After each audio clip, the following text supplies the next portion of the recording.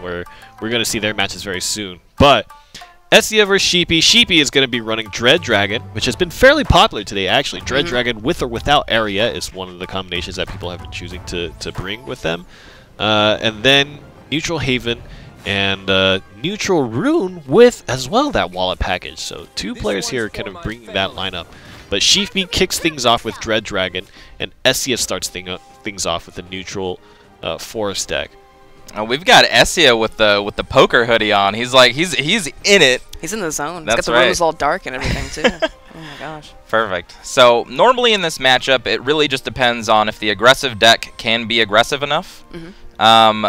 Like, for instance, Essia is playing, I guess, it might be the wallet version, but he's got the Alice package built into it as well. So if he can be aggressive with it early enough and then basically get Sheepy down to a low enough life total to be able to finish with his endgame like a Beauty and the Beast, then it'll be good. But if he can't really get off to a good start and they both play into their endgame, I'm pretty sure that Wallet Dragon kind of has the edge over Wallet Forest. Of course, yeah.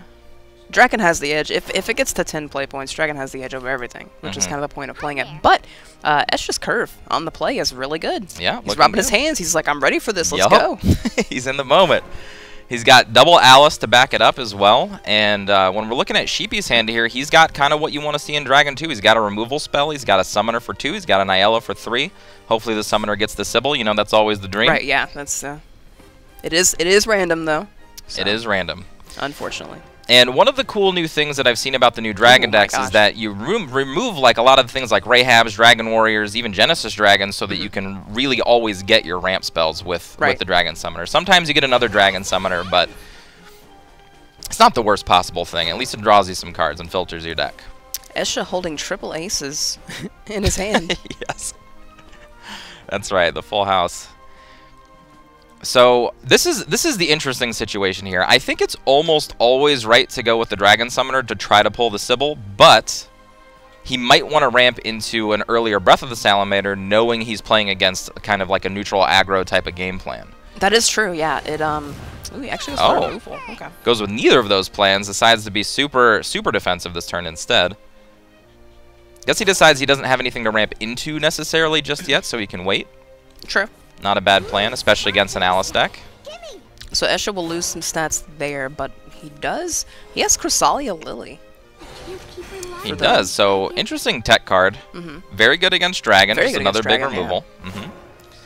Especially if he's playing bounce spells to bring it back. Alice number 1 coming down. The Goblin Mage gonna go face every time here. But if only Sheepy knew there were more than those, more than just those that one. Genesis Dragon. Okay, so we see Genesis Dragon too. So it looks like Dragon Summoner is just there for value, not necessarily any targeted tutors. Just there to cycle itself. That's right. So I think this is the perfect opportunity, right? Summoner, Oracle, get your card draw. Oh, Andy's playing Scythers. Okay, I think we saw a Scyther in the mulligan actually, right? Didn't we? We did, yeah. Okay. So yeah, just basically Dragon Summoner there for value to a T. Can't imagine just drawing cards. It's just there to cycle, yeah. Yeah. And then he could, yeah, it's realistically just Evo the Dragon Summoner, take out the Goblin Mage, even go face here if he doesn't need to ramp. I don't really see, well, I guess if he ramps, he gets into Saha Quill range next turn, which is perfect for his hand. So actually, that's what we probably will see. Ooh, yep. He does choose to evolve. He chooses to make the Aiella a threat instead of just throwing it in. Okay.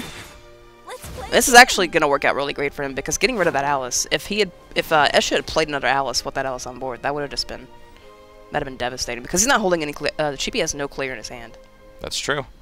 No clear, especially without the ramp here now. Essia's got a decision to make. Does he want to play defensive back because he kind of lost the board and pump, you know, or ramp Sheepy up so that he can get to that 7 play points next turn? I think that's what Sheepy's counting on. Or is Essia going to make a heads-up play, maybe just Evo face, play another Alice? Evo face, play another Alice. Whew. That is quite the play. Not in that order, but all of those things, yes. That would be quite the play. He can polymorph next turn with the Lily in hand 6. So interesting. None too much pressure there. Lyriel's a pretty That good was find. a perfect draw. So I think now we are going to see the Aiella die. Lyriel just kind of getting value always. Yeah. You know, Lyriel will continue to be one of the best cards in Shadowverse until she rotates, if rotations ever happen. Or gets nerfed, or gets nerfed, or right? banned or burned. You know, just anything to get rid of her, right? Yep. So now we get to see the end games start to form here. So Sheepy's got an end game. He's got Bahamut. He's got Queen of the Dreadsea. He's got Genesis Dragon. Whereas Essia, on the other side of things, he has his mid game, but he has nothing really to push him into the late game. So if he doesn't find something quick, this board's going to kind of disappear, especially with the Scyther now. He could, like, Ayala, Scyther, clear most of the board out here, even set up another ramp opportunity. He'll be on 9 play points if he goes for that, too. He could also just attack the 3-3 Goblin Mage and then Scyther away the 4-3, but he might actually save Scyther. Nope, never mind. Okay. No, I like this. Just clear board. Make it super safe going into the late game. Again, you have a Saha Quill next turn if you need to clear out even more. So I think... Ooh, Beauty and the Beast drawn off the top. Perfect turn to draw it. That's pretty good. It does activate, but I'm not sure if it's kind of a bait here. He will have to show him Bahamut. He will. And I think Essia has to go for this. It's his best play. And unfortunately, Sheepy does have the answer with the Saha Quill Bahamut. But this is going to be a tough choice. Like, he knows he's in kind of a rough spot right now. You can see it on his face. Yeah. I mean, Dragon's almost at 10 play points. I'm about to be at, you know, I'm going into 7 next turn. They're going to 9 next turn. It's, you know, if I kill this Ayala, that is. Right.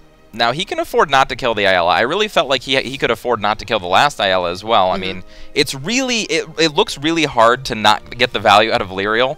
But maybe sometimes it's correct. Maybe it was right to go face and just trade and not ramp so that he had less options this turn.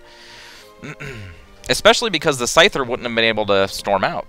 Especially that last turn. Well, the Ayala would have attacked. First, and then, right, yeah. Even though the play point's not usable, you're still in overflow. Goes for the Beauty and the Beast.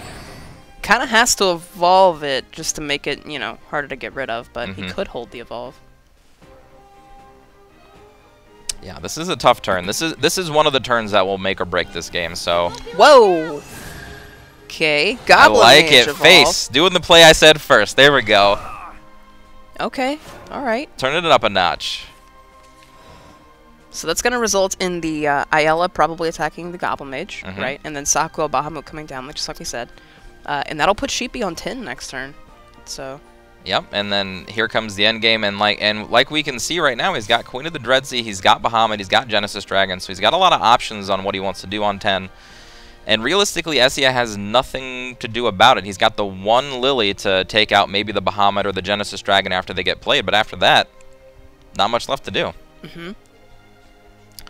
So let's talk about the future match. So say Sheepy wins this match, and he has to play his Haven or Rune deck against Dragon or Haven. Like this, we could see another Dragon matchup next against one of his other decks. Kind of see like the flip of this, like a neutral deck versus Dragon. We actually get to see the inverse, see the point of view from either player. It's interesting. But yeah, if Sheepy takes this because of the way the rest of this matchup lines up, it puts him in a really big advantage here. This is a huge matchup to win or lose. Well, really, you know, everything's a huge matchup. Of course, of course, of course. But I mean, for these decks specifically, I think it really puts him in a good position. Because he gets to play either neutral Haven or his neutral Rune, which are both really good against the rest of the decks that Essia has. Essia going for a Sackwill of his own just to get rid of that. Interesting. Okay, and here we go. See what Sheepy decides to do. He could even just go Fervor Sybil just to play it a little safe for a turn. He doesn't have to go directly into his endgame. Or just play Genesis Dragon, evolve, and go face. Yep. Could do anything, really. Because he's not really in danger of dying next turn. There's no roaches in Essia's forest deck. This is just a neutral deck. He might just play the Bahamut here. Just get scary with it. Maybe. I don't know. I do think that Draconic Fervor Sybil is the better, just safest. That's the play I would make. Route, you get to draw some cards, you get more options. Sybil is also a must kill, and we see Essia has no evolution orbs left, so there's not really an easy way to deal with it. Again, we do see the Lily. We do see an Elf Twins Assault that could get big enough to kill the Sybil. Actually, no. 1, 2, 3. So one shy of being big enough, unless he evos the Sybil to kill the Saha Quill, which most likely will happen. Of course. Sybil's also kind of like, she's kind of Lily-proof. You don't want to ever polymorph a Sybil. Why's that? Because they're much better threats. Like, Exactly. you want to be polymorphing that that evolved 911 Genesis Right. Dragon or that Bahamut coming barreling down on you. Okay. So, yeah, like, honestly, Essia is just kind of, you know, dragging his feet a little bit here. Nothing to really push. Another elf twin? No, that's a follower. It's a...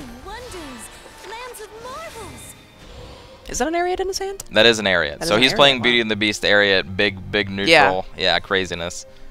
I love it. I've been telling people if you play a card like Beauty and the Beast or Hulking Giant back at the Yeah, you were like day one. Like, Day yeah, one. This I'm needs like, to be in the deck. just Yeah. throw it in there. And a lot of Dragon players are adopting that strategy too. I think Ariad's showing up in a lot of the Dragon deck lists now, just as like a Queen of the Dreadsea type of combo with a Genesis Dragon if you are Right. playing that. Well, draws a Lucifer. We see the payoff for the sock wheel from earlier. Mhm. And polymorphed. Nice little snowman. So let's see here. Oh my goodness. Yeah, This is an easy turn, I feel. This is like Queen of the Dreadsea, Genesis Dragon, Zeus, like, Well, I mean, you saw Lily. Do you want to go all in like that? I would. You think so? I'm crazy. Even if one gets polymorphed, you don't care? Don't care. Don't even care? Don't even care. Just Don't go even care. face with it all. Yeah. Now, it does set up, I'm not sure if Essie, he is playing Wallet for us, so he could have Bahamuts in here, so it could be a little... Oh, yeah. If you it extend could it to be a little- Bahamut, you lose. Yeah, it could So- be a little too yeah, unfortunate for him if And he seeing plays that this whole hand. Lucifer, seeing Sockwell, seeing Lucifer, we know Bahamut's in this. Right, So. okay. So realistically, Queen of the Dreadsea is the endgame package, but... Oh. Going for it. I don't agree with this. I love it. I don't agree with this. I love it. It might not be the most optimal play, but it's definitely the one that will get the game over the quickest. In one way or another. Either this works or it doesn't work. 50% chance, man. Here we go. Bahamut or no? That's not a Bahamut. That is not a Bahamut. And that's just game. Yeah, there's like no way to crack through this. Yeah, this is just... This Zeus board is protects the insurmountable. board. Yep. Man, Sheepy went for it, got there. And you see the nod there. Perfect game. Oh, Sheepy. All it took was one Bahamut. One Bahamut and the game is over. Yep. Well, it also depends. Like, so Forest, even if you're playing the Wallet version, like, how many Bahamuts are you actually playing? 3. Really? Yeah. I don't think so. Go I in, think that's pretty crazy. If you're going to play Bahamut, if you're going to dilute your deck with a 10 play point 13-13 that wipes the board, you play 3 10 play point 13-13s that wipe the board. Hey, we know other decks like Control Blood, it only runs 1. You know, some other decks just try to splash I a don't little consider bit. Control Blood a real deck, though. Okay, So, yeah, okay. I just... Control Blood is definitely a real deck. Yeah, it's Down definitely with a real. Control Blood, okay? It's not a faction, even. I would be slamming on you right now for hating on Control Blood. No. I'm pretty sure Envy has started a secret society that is trying to dismantle all Control Blood decks that exist. I have a change.org petition to delete Blood from Shadowverse. This faction is a problem, okay? Blood is fantastic. So, losing with Forest there, and it looks like Essia is going to swap up, even though he didn't necessarily have to. Dragon versus Haven, and both of them are going to be playing this Dread Dragon variant. Talk to me a little bit as this game is kicking off. What is really the benefit of playing the Dreadsea version of the Dragon Ramp deck? What is the benefit of not playing it? What do you gain instead? And I guess maybe to start out, what does Dreadsea even do? Sure. So Dreadsea is just a 10 play point 7/7. When you play her, you get to take a neutral card and a class card from your hand, make them cost 0, and you discard the rest of the cards in your hand. The reason why you're seeing it in decks like this now is exactly for the reason that you just saw in that last game. Dragon usually just sits around, plays one big threat, hope it's good for a while, plays another big threat, plays another big threat. It wins over many courses, just like we see Control Blood. However, it has this other effect of, I can just win the game right now. It gives you that on button that Dragon just needed in order to finish off these games faster. Right. And like I said, perfect example last game of exactly how that's done. It gives them back that reach they lost when Zell got rightfully nerfed. Exactly, yeah. from getting- Zell, Ouroboros, like, Yeah. just nerf all those cards. A little too strong. So let's get into this. So this matchup, again, is very just draw dependent. Like, we see Sheepy has a pretty strong hand, but he's on the draw here, which means that pretty strong hand is going to come out a little bit slower. But when you look at Essia's hand, this is exactly what you don't want to see when you're playing Dragon. Oh yeah, this is very, very slow. He has his 5 play point spells. He's got a Civil, so I mean he can come back a little bit, but It just depends. If Sheepy can get this Eagle Man out to protect a board fast enough, okay. Oracle drawn off the top. Perfect. That was pretty good. Yeah, Never mind. That was All right. actually the best draw possible. Yeah, literally best draw. Yeah. Ayala could have been okay as well, but at least either way, this will get the job done. An interesting card actually in Sheepy's list is that Uriel.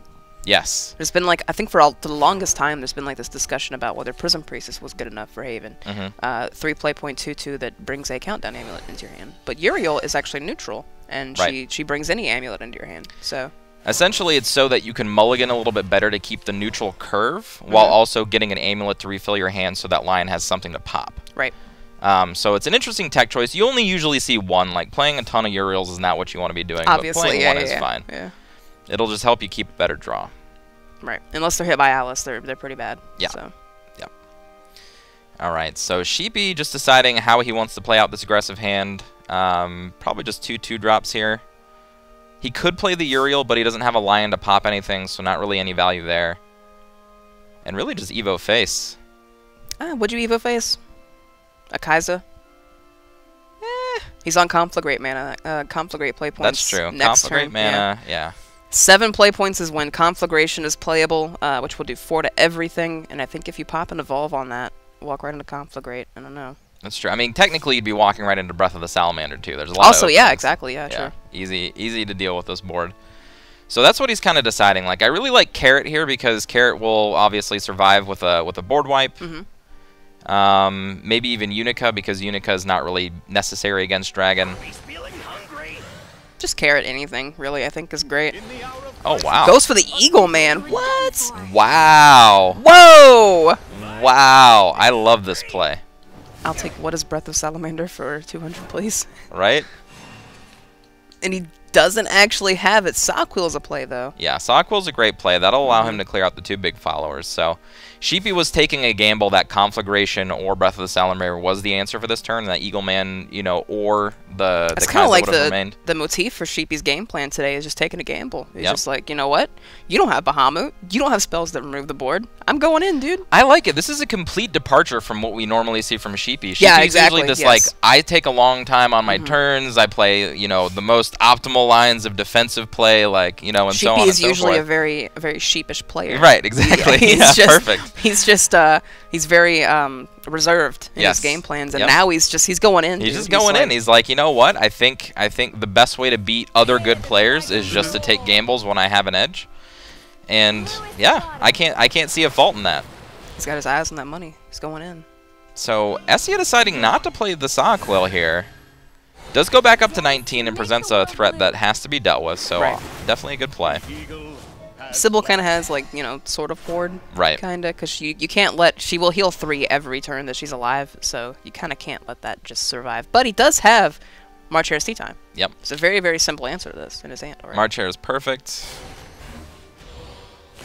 Which allows him to also push 5, just a net 2, because Sybil healed him for 3, but, you know, he's still getting some damage in, and Esha's just laughing at this. He's like, man. Yep, he's just like, all right. He's got everything. Damage. Now, because of Essia's nice little top decks in the mid game, he is going to be able to push to 10 before he's dead. So he's going to have some play this game. And again, this is just another great turn for Sockquill. Can clear off 2 of the big followers here. Hopefully. He goes for Dragon Oracle. Yep, draw first like a pro. A fervor. Because I could have found Lucifer, which would have been pretty good. Yep. Lucifer would have been the best target. And yeah, I think he knows. Like, there's no other play here. You can't fervor this turn. You're just going to lose if you do that. Probably worth showing Zeus over Bahamut. Yeah, probably want to show Zeus over Bahamut. Although Bahamut, you know, if the amulet's on board, Bahamut just kind of pops that amulet and gives it gives it basically Storm, right? One very big thing for those of you who are not familiar with the matchup of Dragon versus Haven is exactly what you're talking about. You actually have Bahamut protection in the fact that you can produce amulets. And if you produce threatening enough amulets, you can actually prevent your opponent from playing the Bahamuts, like from Dragon and things like that. Like your Beast Calls. Double Beast Call, or you're like, play Bahamut, I don't even care. Right, take 4, I have a huge board, thank you very much. Maybe even some Sacred Pleas to draw some cards. And right now the payoff's kind of whatever. March Hare's Tea Time only in hand, but he could play Uriel, find something, find a Beast Call Aria, and then all of a sudden this board is unbahamutable. Yep. Absolutely. So it might even be a heads-up play to play like a Uriel into hopefully finding a Beast Call. Yeah. Yeah. Maybe. I do think he'll just be aggressive instead, though. If Sheepy's game plan so far has given us any indication, is that he just wants to end the game. Yep. I think Sheepy's learned that if you're aggressive enough, instead of giving people time to think about things, if you're just aggressive and just keep hitting them in the face, they're gonna have less time to react, less time to think about things, less time to draw good cards. Yes, all also that kind of yes. stuff. Yep. That's a big deal too. And this is another Kai'Sa, so he could just go into he could start going into this supreme value plan of playing a bunch of carrots every single turn. I really feel like this is the turn to Uriel, if any turn, though. Right. Because if he fills up the board, that's just asking to be Bahamutted. If he plays the Uriel into an Amulet, it gives him a really resilient board, and then that would kind of prompt a Zeus out of the hand of Essia if he wants to play it, and that's actually a super problem because Sheepy doesn't have an answer to something like Zeus right now. Right. He doesn't. Also, the carrot plan, like you're lowering Lion, but there's no payoff for Lion in this hand. Yeah, so. we're already past the point of Lion being like super effective, being low cost anyway. It'll be a nice tempo turn, but once Dragon, like we've said, is at 10 play points, those big tempo turns don't turn into very much at the end. Exactly, yeah. And it's also unfortunate for Sheepy that he has Eagle Mans and Lions in his deck, and he just didn't get those early at all. Right. So he never got to play that plan. He's actually just gonna flood. He's gonna get Bahamutted so hard here. Yes. Yep, I think he's just realizing, like, I gotta do what I can do. Oh, another Zeus. So this actually could just be, decks are open. Yep. Essia knows there's probably no Dance of Death in this deck. Yeah, he could literally just play a Zeus here, go face with both. Yeah. To just set up, an endgame. That is true. If the Goblin attacks the Zeus is at 9, what in this deck can even evolve to do 9 to even let 6 push through? So he's actually, decks are open. He could just play Zeus. Yeah, I think Bahamut's no Tribunal, no Dance. I think Bahamut's the play he's going to make. But I think Zeus is actually the more optimal play if he knows that there isn't a Dance or a Tribunal like we're talking about. I just don't think there's any way to push the damage through for you to even care. Like, just Zeus into Zeus right here is just an insane That's 20 endgame. effective. 20 effective health. Like, exactly. So, being a 33 is pretty good, I've heard. Yes. Yeah, it's gain 10, deal 5. Not bad. Also, quite possibly wipe your opponent's board and their evolution orb and everything else. They gotta attack into it, right? They gotta get rid of it, so. There we go. And he does! Yeah, he goes for the Zeus. I like it. Deck lists are open. He just, scanned over it a few hundred times. Made sure. Like, I don't want to get danced here and lose. Exactly. Not once, not twice, but a few hundred times. Saw the play. Oh, but an Alice will change things because, the Goblin can go in now, Alice can come down, and then the board can trade. But again, that is the optimal whole board. word. Yeah, that is the whole board. The board has to trade. Yeah, exactly. In order to make that happen. Yeah. The optimal word, the board has to trade. That's right. Yeah. One word. one singular word there. One singular word. All right, so yeah, I think that's the only play, right? You jam the Goblin in, you play the Alice, you have to kill the Zeus. Yeah, Zeus has to go. He's got 10 health on a ward. It just has to go. There's no, obviously the order doesn't matter here because Alice buffs every one of the followers on board. So. Now the real question is there going to be enough left over in order to kill the Sahaquil? Yes, there will be. Without an evolve? I don't think so. Well, he's definitely going to have to... Oh, wait, he didn't. Okay, so he's... He actually can't kill it now, yeah, without evolving. Yeah. Wow. Wow. So that's just going to be game. That's actually the game. Well, yeah. Attack, because he can't kill Sahaquil now. I'm not sure, Sheepy, about that play. That's the game. My friend. There's just not enough room, Sheepy. Friend. They ain't room for this. Those amulets. Oh, I guess he could evolve Alice here. Okay. He can evolve Alice, throw the Goblin in, and then Universe. Okay. Yeah. Okay. Okay. Good. He can finish. He has to trade though. He has to know he has to trade here. Yeah. I'm going to change the world. What? What? Did he ran out of time. Oh no! Sheepy. Oh man. Oh, Essia getting a break there. Not really. I'm pretty sure he was in firm control there, but getting a freebie. It's almost kind of funny to me because Sheepy was like that board trade was. I don't know. Like I feel like he spent so long thinking of that board trade when it was like literally could just play Alice and they all just ram in. It's like, exactly. That's it. Yeah, That's just play Alice, man. See, this is the thing. When you play control decks and slower decks most of the time, and you start playing these aggro decks, sometimes those turns, maybe it's just one turn in a game, you're just like, no idea how much damage I'm gonna have if I play the Alice. Yeah, no idea. Perfect. It's possible he was looking for, like, the quote-unquote optimal play and just trying to, like, save something on the board, but, like, in that matchup it didn't really matter anyway. If he saved, like, a 3-3, it doesn't even matter. So, because the second Zeus comes down, you just lose anyway. So this is an interesting matchup. Like we basically we saw this in the first game with a neutral deck playing against the dragon deck. Now we're seeing like basically a neutral deck playing against another dragon deck. This forest deck is really a dragon deck in disguise. It just doesn't have the ramp spells. Which, is kind of like the motif of dragon. Right. The whole point of playing dragon is to ramp. That's kind of why I find it interesting, like of choosing forest to be like your kind of extra dragon deck as opposed to like Aegis Haven or something like that. Maybe just because you need to play neutral Haven because it's so strong right now. But I've always felt like the big wallet version of forest kind of falls flat in the simple fact that there is no ramp to get to your Bahamut's and your your Lucifers and all that. But you did just say the reason it acts as a second dragon deck. Right. And things like Lucifer, Sakwa, Bahamut, the cards are so strong against the neutral package if you can actually get there that even if you didn't ramp into it, playing a Bahamut is still good. That's true. So that's true. Still a very strong card. Yes. It's a 10 play point 13/13 that wipes the board. It's pretty good. Pretty good. Ooh, another lion. Ugh. So he's got the Uriel in hand for the exact reason we were talking about before. He's going to be able to pull out an amulet if he wants to activate one of those lions. He could just go for a super aggressive Eagle Man play as well. And Essia's got kind of the tools that he wants too. He's got his Alice. He's got a Gruff, which we haven't seen. Yeah, Gruff is pretty good. I love Gruff. It's such a good card. Yeah. Gruff it's also buffed by Alice now. Yes, and it's bigger. So Gruff, for those of you who don't know, usually a 3/5 rush follower in a neutral card. And when it attacks, if it attacks something that has 5 or more power, it doesn't take any damage on the crack back, essentially. So he can trade very efficiently. You don't always need to use an Evolution Orb to trade with him. So very solid card for the mid game. Very, very good. Very good in Take 2. That's why I know it so well. It's very good. Very good in Take 2. Any card that lets you kill something without using an Evolution Orb is generally pretty good. In Take 2, it means it's very, very good. Very, very good. All right, so Sheepy's going to play his Daria turn here. We'll see which way he wants to do it. Last time he decided to play a Goblin Mage into an Eagle Man. I mean, not a Goblin Mage, but a Goblin into an Eagle Man. Yeah. Oh, yeah, Goblin, yeah, sure. I don't think he's going to make that same play here. Then again, who knows? On the opposite, he could just play Uriel. Yeah. We'll finally see a Uriel get played. I like the Uriel here because the Lion is going to come out. Okay, perfect. The Lion is going to come out next turn, so he needs something to pop with it. Gets the perfect amulet for it. You're done for. Have we seen any other amulets besides March Hare's Tea Times yet? No. I haven't seen Arya. We've seen Sacred Plea. Sacred Plea was one, but I think Plea was on Essia's side. Yeah. Yeah. Oh, you mean on Sheepy? Yeah, on Sheepy. I don't know if we've seen. Not yet. So it could just be going for those high roll draws. I like it.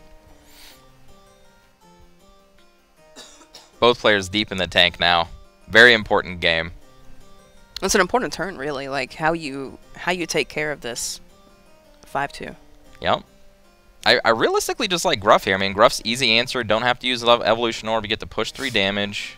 Leave a 4/6 on the board as well. Yep, leave a 4/6. Then you can, next turn, you're playing right into your Beauty and the Beast. No glory. Get to see the little bubble happen. Whoa! Oh, he's going to Evo it. It's going to evolve the Gruff, making it even harder to get rid of. A 6/8 Gruff. Wow. Pretty rough to deal with. That's right. March Hare's Tea Time, though, on deck is exactly 8 damage. So yeah, it is. Going into turn 5, knowing March Hare's Tea Time exists in Haven, kind of a weird play. I guess it makes that March Hare's Tea Time disappear immediately without taking any damage from it, though. So there is somewhat of a positive there. I mean, how lucky can he be, right? He only just played a Uriel. There's no way he's got it in his hand, right? Right, exactly. Wow, actually, okay, no, the Lion is still available, so... Yeah. I think Lion into Tea Time into killing that Gruff. It's a very interesting play. Like, I almost would have rather have seen, if you wanted to use an Evo that turn, to Evo the Goblin Mage just to do some extra damage. And then the board's still really hard to deal with, because then March Hare's Tea Time wouldn't be able to kill the Goblin Mage and the Gruff. Right. It does just eat the entire March, though. So. It does. And the Eagle Man's live. What a turn.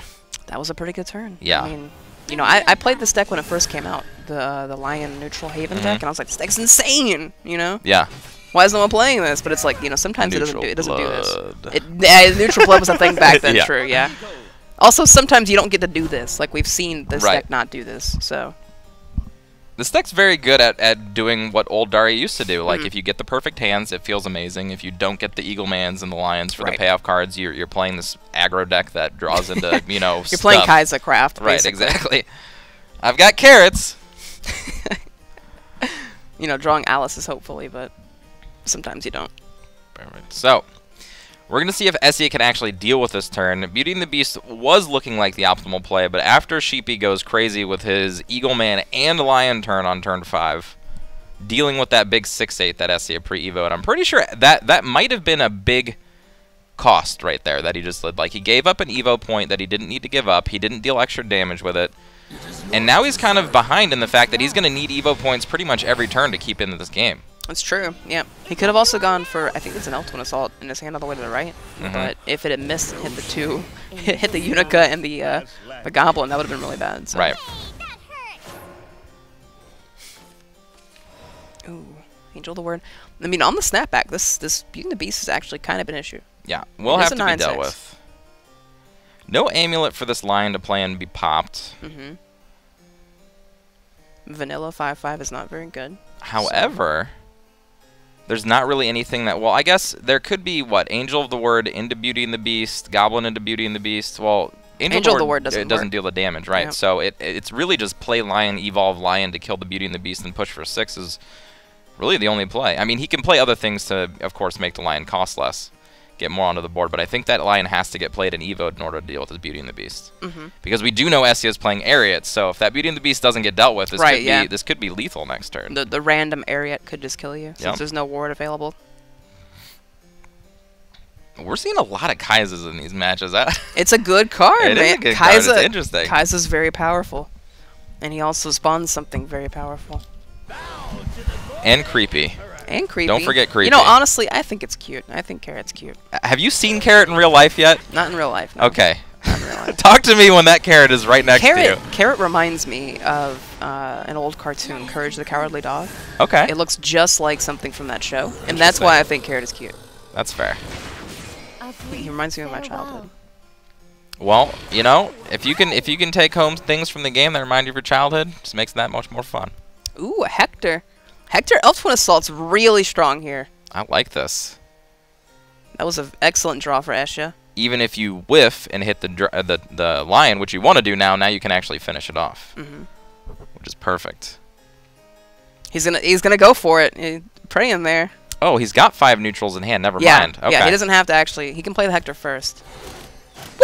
Oh no! Baby. And he gets it anyway. Oh my gosh. Wow, what a spike. Essia. What Oh my a gosh. spike. I like it. Essia is like, you know what, Sheepy? You're taking gambles. I'm gambling. Let's roll the dice. That could have been so bad too. Could have been hit so the bad. Goblin plus any 2/2, and it's just bad. Oh my goodness. Now Essia is actually in the driver's seat because we see Sheepy. He's blown everything he's got. You know, he's got all his Lions gone, his Eagle Man gone. He's holding Hector and not playing Unica though. Wow. Wait a minute. That's interesting. Didn't play the Hector there. Very confused by this. Also held Unica, even though Unica, you know, she has ward basically. Which Yeah. she would have been traded into. Sheepy did draw into another Lion, so he can pop an amulet when he draws one. So he's probably going to hold it for that. This is kind of interesting. That Kaisa was a 3/3 though, so maybe that's why he did it. It can trade for more than one thing. Although, you know, Sheepy's not trading at this point. No. He has to get all the damage he can to face. He knows he's out of gas, so he's got to basically present what he's got and hope it's good enough. Now, this Hector is going to come down and realistically just destroy the board. Everything's going to have to run into it. He's going to be able to kill something when it comes into play, and it's going to protect his other followers, including a Unica that might get to stay in play. Maybe.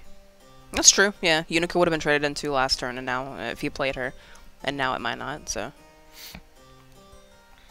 Really deciding if he wants to play this Angel Lord or not. It seems like the play. I mean, just flood the board with more Yeah, stuff. don't see why not. Maybe it's just a decision on, do I hit the 3/3 so that it can't trade optimally? Do I hit the 2/2 so it can't trade optimally? Do I go face? Well, hitting the 2/2 makes it trade even more optimally. Right, so exactly.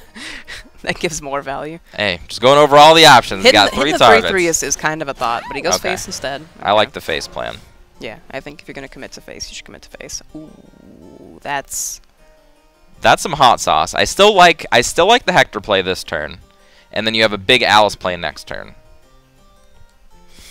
Although Alice does get to trade with the board very well this turn. I don't know. Alice putting this carrot back in your hand into Alice Unica carrot is really, really good. Okay.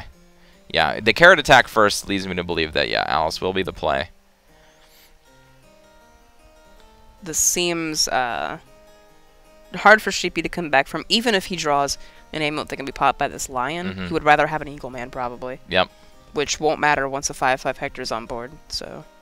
Yeah, this is tilting very far in Essia's favor. I don't really know if there are any comeback cards to this board. Like, Sheepy had the good aggressive draw, and Essia just being able to deal with it. With Forest. But I mean, this is Dragon Forest. You know, okay, so Forest... With Forest, they have Elf Twin Assault. They have Hector, because they're playing neutral. Yep. And they have, you know, they have carrots to keep playing the trade for carrots. Like, carrots trading for carrots is how you beat carrots, right? That's right. You just you just play that carrot game. Yours don't die, mine don't die. Let's have fun. And you know, Elf Twin Assault got lucky earlier, but he could have played around it, making it less lucky. And it's also just a really good card. Like, the card Elf Twin Assault is the premier reason to even try neutral stuff in Forest. Like, it's such a good card. 2 play points to deal with, all the way up to 5, 6, maybe even 7 toughness followers. 2 of them even. Very good card. Just for 2 play points, like, that's just sign me up, dude. You know? Right. That sounds way too sign good. most of these players up. Even just, you know, Into the Looking Glass with Elf Twins Assault in a regular Roach deck is good enough, you know what I mean? Like, it's not always going to go off, but you have Dance of Death, you have all these other cards that it can work with just to do a couple damage early in the game, and killing off 2 things for 2 play points, always worth it. Right. Alice drawn and played now, though, so... Ooh, and here's an Ariat. Lands of wonders, lands of marvels. This is just... Ooh. It's the neutral package should have been doing the whole time, just trading every turn. So we're just going to see some good trades here. I imagine this Kaiser's going to go face because of how that was done. Putting so much damage on the Unica. I don't mind going face here. Well, I mean, you're half dead on board. But, like, what realistically can Haven do to top deck to beat you? I guess, let's see. Let's think about the options. There is, like... Even Dark John wouldn't do it. Yeah, Dark John wouldn't do it. Garuda doesn't get there even if there was an amulet to pop. Well, what about Divine Birdsong? If it was Divine Birdsong, but I don't think Divine Birdsong is being played in these neutral decks. I don't think you can draw 2 cards a turn either. No. Spin that Millennium Puzzle. Ugh. Yikes. That's not the worst card. Not the worst. So basically, Sheepy's just going to kill what he can kill, and we're going to see him kind of fade into nothingness pretty soon. He's forced to trade. He has to trade and then replay. He can play the Lion just to have a 5/5 on the board, which might just be the best play this turn. Yeah, he can't wait on it any longer. He wanted to get value with popping an amulet, but he needs the stats right now. But this, if anything remains, like if a good amount of damage remains, this Ariat's just going to kill. Well, he does have 6, but...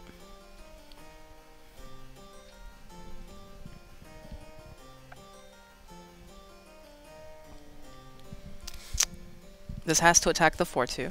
Yes. So, we're just waiting for that to happen. Yeah, waiting for that to happen, and then realistically just empty the hand. Just replay stats. And honestly, this push with the Lion on this specific turn with both of the carrots actually puts him kind of back in it.